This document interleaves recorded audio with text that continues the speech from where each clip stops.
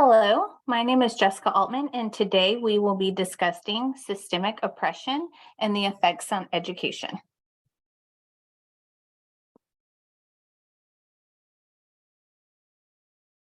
So this is the breakdown of what we will be looking at today and some focus questions for each topic area.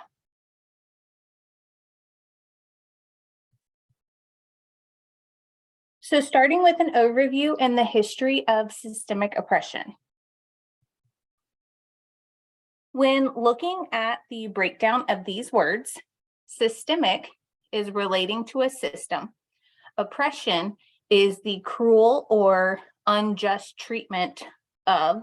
So in thinking of systemic oppression in education, we're talking about the negative treatment of certain groups based on their identity due to society. So in education, we mostly see this in the areas of race, gender, and religion, which we will get into.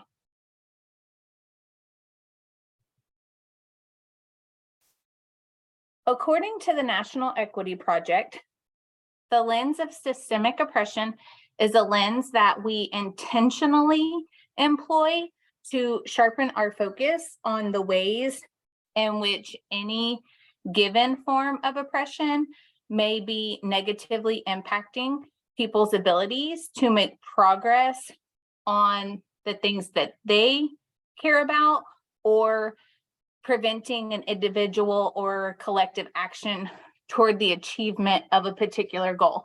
So for example, like I said, excuse me, on the previous slide, mostly the given forms of oppression that we see in education are race, gender, class, language, sexual orientation, and things of that nature.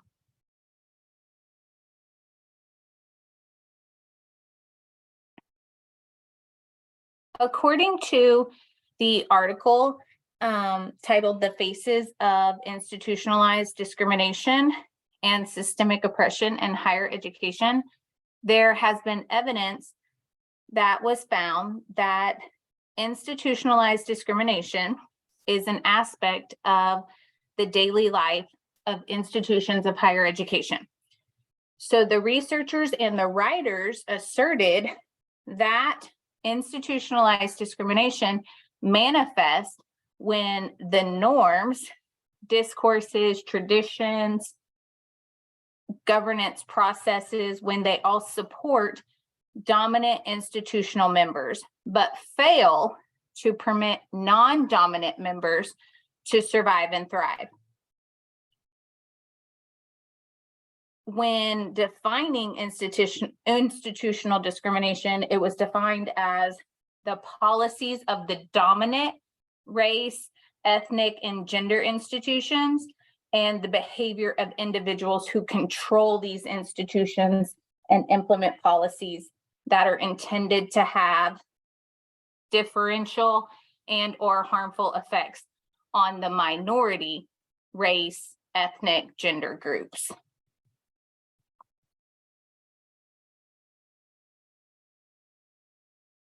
Excuse me. So just kind of summing up, that systemic oppression is systematic and it has historical antecedents, meaning it has not been a new topic. It is definitely a topic that has been visited in not only education, but in our history of life. And it is just that intentional disadvantaging of groups based on identity.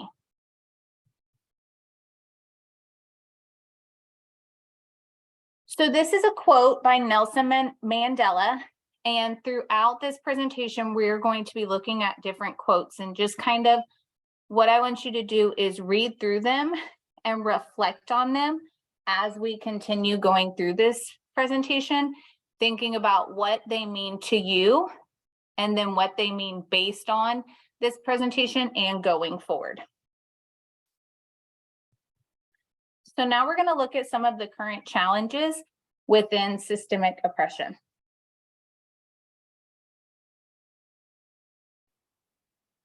Excuse me. So some of the challenges with systemic oppression. According to the Journal of Emotional and Behavioral Disorders, this figure right here shows various factors. So you'll see different ones like school resources and climate, family and home characteristics, neighborhood, community resources, cultural factors. All of these in the child's development ecology are linked to each other.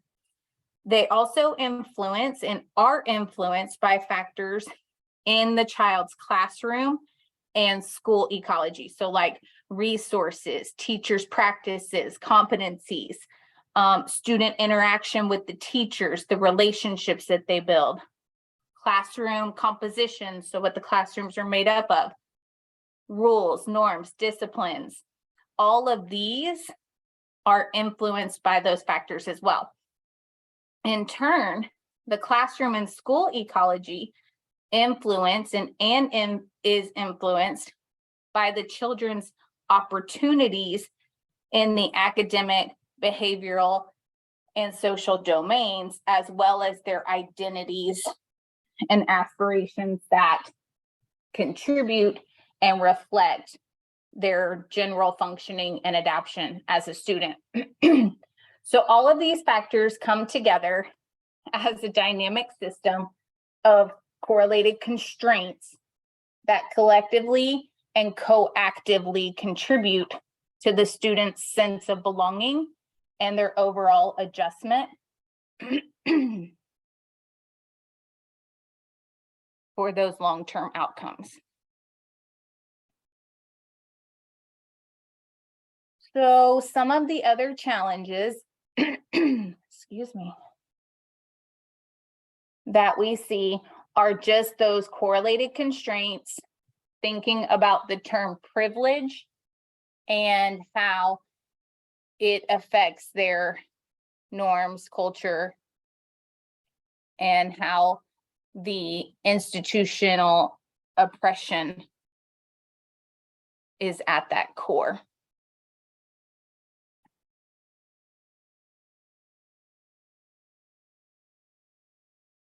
So on the next slide, we are going to watch a quick video, and this is what the video is about. It is about minority students, and they have a difficult time getting a quality education in the US.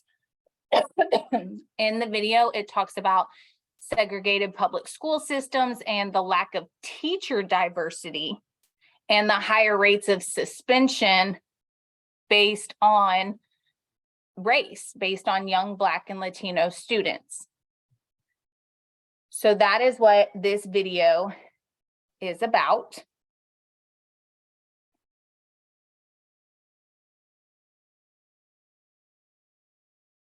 So then, looking through a lens of systemic oppression, some of the challenges or assumptions through a lens of systemic oppression are that all negative forms of prejudice or even bias are learned, so therefore they can be unlearned.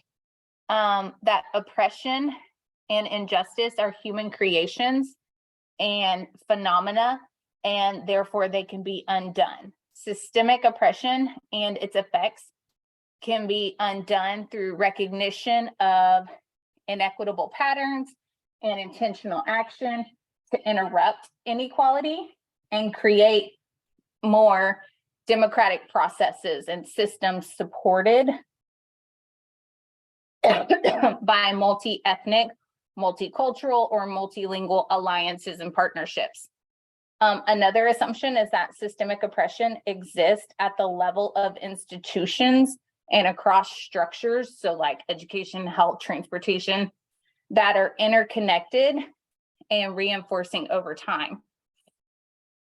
Another assumption is that oppression and systemic mistreatment, such as racism, classism, sexism, that it's more than just the sum of individual prejudice. and that systemic oppression manifests in economic, social, political, and cultural systems. So discussing and addressing oppression and bias will usually be accompanied by very strong emotions. So like I said, this is a quote by Rosa Parks. So just take a second to reflect on what this means to you, what it means based on some of the things we've already discussed, and then just keep it in mind as we're moving forward. So now we're going to get into some of the current laws.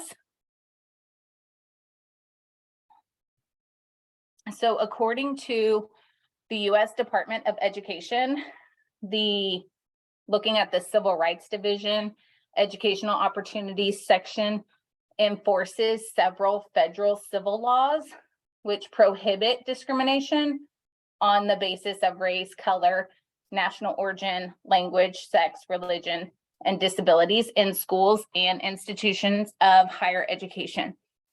So we're going to look at the breakdown of how these laws kind of protect and try and keep systemic oppression from being in the education system.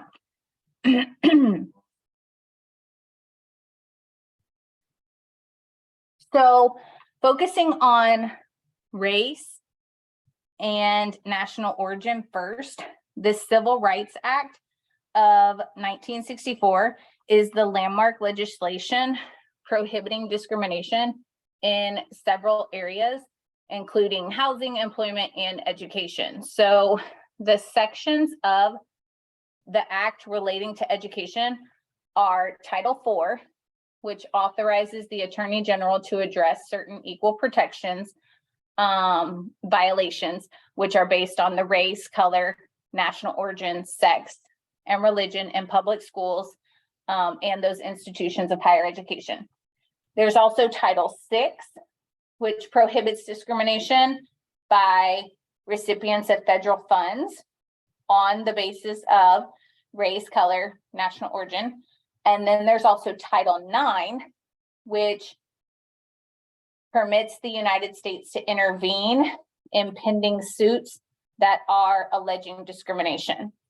There's also the Equal Educational Opportunities Act of 1974, which prohibits, among other conduct, deliberate based on segregation of race, color, and national origin. So these are all of those for race or national origin. Then looking at religion,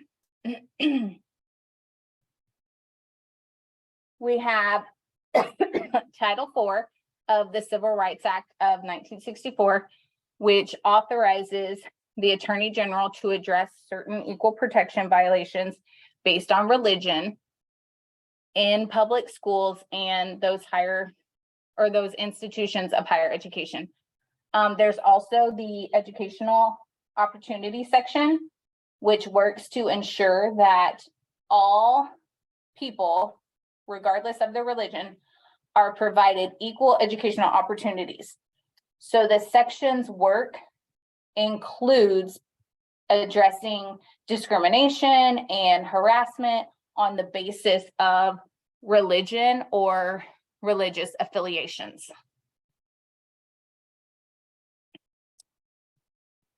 So now looking at sex-based laws, that is going to be Title IV of the Civil Rights Act of 1964, also authorizes the Attorney General to address equal protection violation based on sex in public schools and institution of higher education. And then Title IX of the Education Amendments of 1972, it prohibits discrimination on the basis of sex in education programs and activities operated by recipients of federal financial assistance. Excuse me. Pursuant to those statutes, The educational opportunities section also works to ensure that all people, regardless of their sex, are provided equal educational opportunities. And it works on including and addressing sex-based discrimination, which includes sexual harassment, harassment on not conforming with gender stereotypes, and unequal athletic participation and opportunities for students.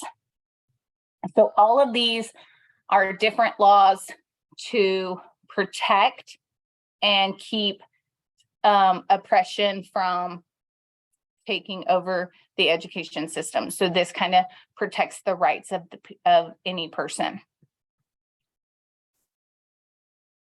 It kind of protects that mistreatment within our community.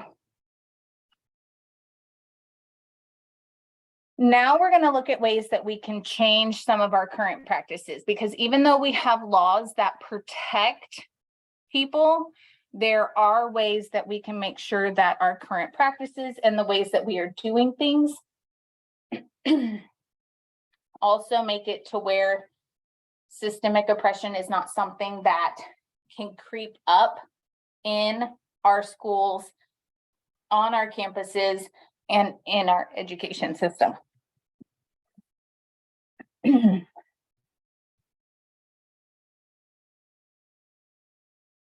So when looking at some of the expected changes, if we examine situations, relationships, practices, and policies, and use multiple critical lenses such as inquiry, change management, and adult learning, then we can increase the likelihood of reaching many perspectives, and we can consider what's happening and take action on it. So these are just different ways that we can take action.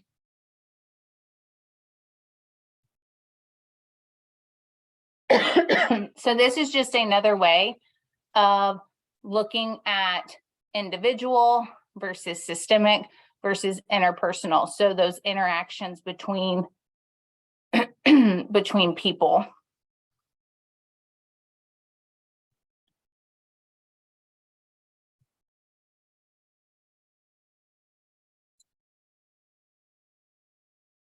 So some questions that we can ask ourselves to build a better us and to think about those practices are, who are the people that are affected by current equality that are being discussed and that are at the table?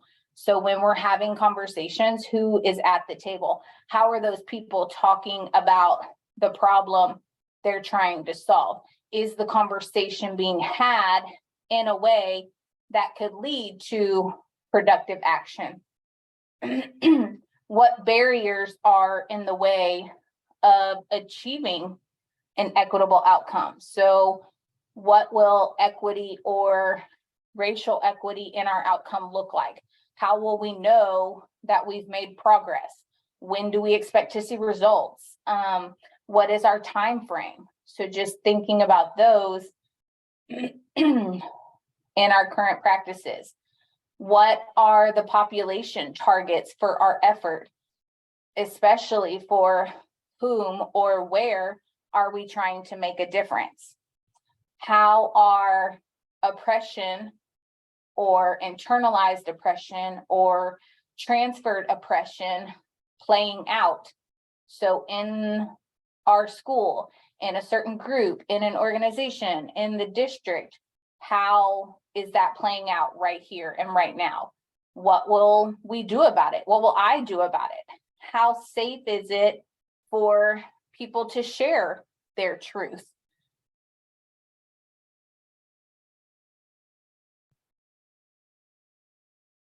So this visual helps us to see ways that we can eliminate disparities that are caused by systemic oppression.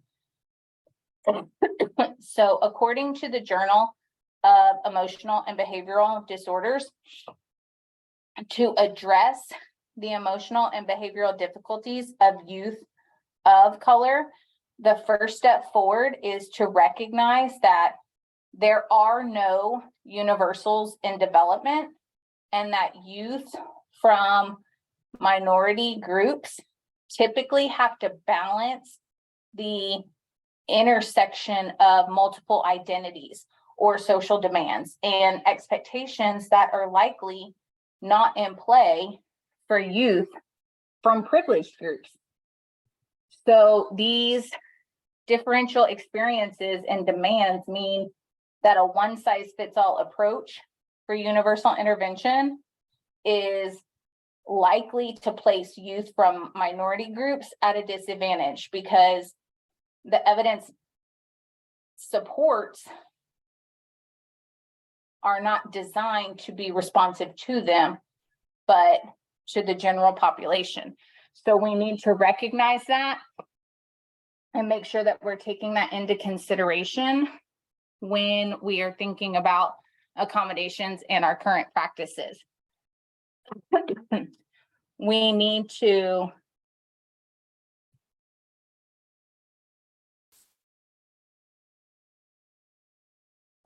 think about the developmental impacts of the moment-to-moment experiences of youth, but we must be equally aware of the broader social contextual factors and service delivery that magnify inequalities. So we have to leverage natural developmental processes as an ally to support rather than constrain opportunities and pathways and outcomes for youth of color, for our race populations, for our gender, for our religion, all of the different ones that we've already discussed. We need to think about that research needs to be person and context centered, not intervention centered. Our interventions have to be responsive to students rather than students being responsive to the intervention. Teachers and other interventionists need to be trained in developmental system theories and how it applies and how to apply it to guide the adaptation and tailoring of interventions. So our teachers, our administrators, our student support personnel, they all need to understand cultural differences and how to effectively use response practices for the different cultures. Excuse me.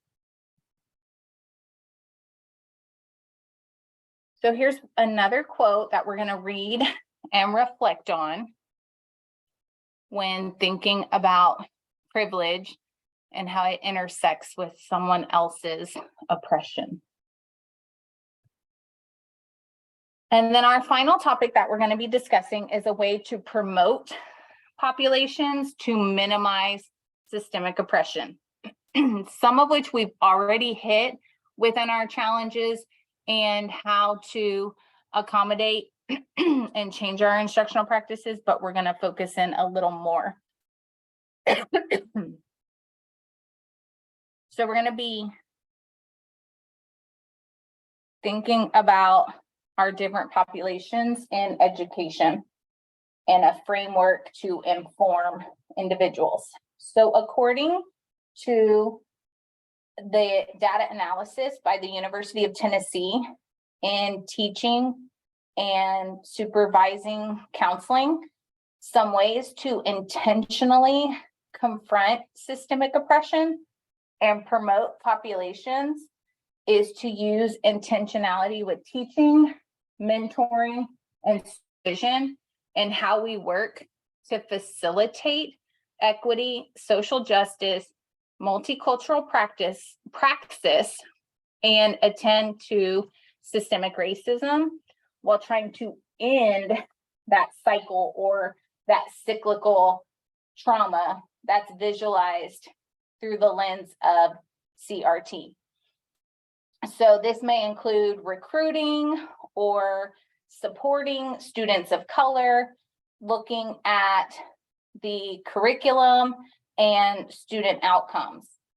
One way that we can enact these practices is through being consistently vocal and reflective about our own minoritized status as faculty, as staff. Often these practices come at the cost of being outnumbered and made to feel invisible or hypervisible based on our racial, gender, and or our orientation identities. Self-study impacts may include emotional responses and coping, as well as insights and questioning. So they would be good to take part in. Participating in self-studies raises our collective awareness about the value of intentionally broaching racism and other forms of oppression in our teaching, in our supervising, and in the services of counseling. So just having that changed mindset and knowing that according to the intentionality confronting systemic oppression, that our profession requires consistent attention.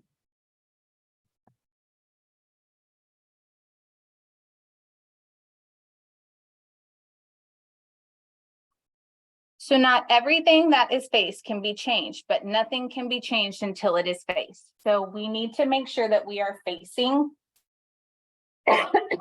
these identities and making sure that we are not oppressing or mistreating or being cruel toward any group based on gender, race, religion, all of these, which takes us into our next video, looking at social structures and shaping the identity. So in this video, it's going to talk about power, privilege of oppression and the different types of identity. So gender, language, race, and then creating a change. So having those movements and the transformation to make the change to end or suspend systemic oppression. Oops, sorry. So now what I want you to do is I want you to think about these discussion questions and we're going to answer them. So the first one is, how is leadership constructed in your district? So for example, what forms does it take? Who might be missing from that leadership construct? How or what could be done to make room for different cultural constructions of leadership? So just thinking about kind of what you already have, and then thinking more into the future, how can you build your practices as an aspiring leader for equity, starting with who you are and what you bring to the table because of who you are. So these are some of the research articles, information sites, and videos that will be shared with everyone based on today's presentation. And once again, I am Jessica Altman, and this was Systemic Oppression. Thank you so much for your time.